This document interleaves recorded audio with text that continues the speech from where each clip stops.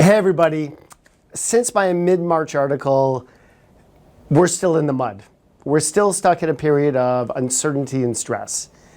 And I know, we've all been through political, economic, and market turbulence before, but we can't deny that this time feels different. Unlike other stressful times, the catalyst did not come from far off places in the world or from a complex financial product bursting. Today the world is changing with walls being built up, reciprocal walls being built up. And walls from China are one thing, but threats from our closest neighbor feel personal. And the chaos that follows self-inflicted. Now, America's trend towards deglobalization and reshoring to North America was already well in effect. Production was coming home. Now, these new tariffs or threats of tariffs, I can't always tell, it brings disorder to this trend.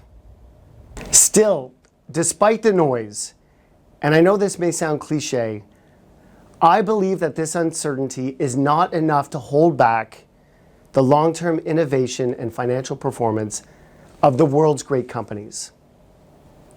We often forget that we don't own the stock market. Below our mutual funds and exchange-traded funds, we own companies. We own the best, most adaptable companies. And meeting this challenging environment head on, well, this is what they do. Yes, the world is changing. It brings threats and opportunities, and we certainly all know the threats. Now, let's talk about Canada for an example. I wanted to underline two possibilities that have opened up in Canada in 2 short months. First, we see provincial leaders productively working to dismantle crazy and archaic interprovincial trade barriers. Now, wouldn't it be fantastic to see provinces unlock the potential of trading more east to west than north to south? Doesn't that make sense? Second, we see an open-mindedness to diversify our energy export markets. Could you have ever imagined that the majority of Quebecers now favor a pipeline on their territory? Unreal. We need to pull our shoulders back and get to it. I remarked in my last newsletter that the news is changing day to day. Well, that was definitely an understatement. It seems like every hour there is another layer to the story being peeled back, or in fact put back on. This disturbing news cycle offers investors, once again, the alluring invitation to exit their investments for the off-ramp of relief. Cash. And we all have this bird chirping in our ear. Move to the sidelines, wait for the storm to pass, and we'll get back in when things settle down. This is what we constantly refer to as the big mistake. We need to dial down our news feeds, slow down, and control what we can control.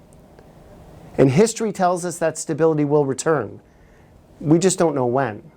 This may sound trite as an analogy, but whenever I'm in the depths of a flu bug, it can feel like a market decline. I feel terrible.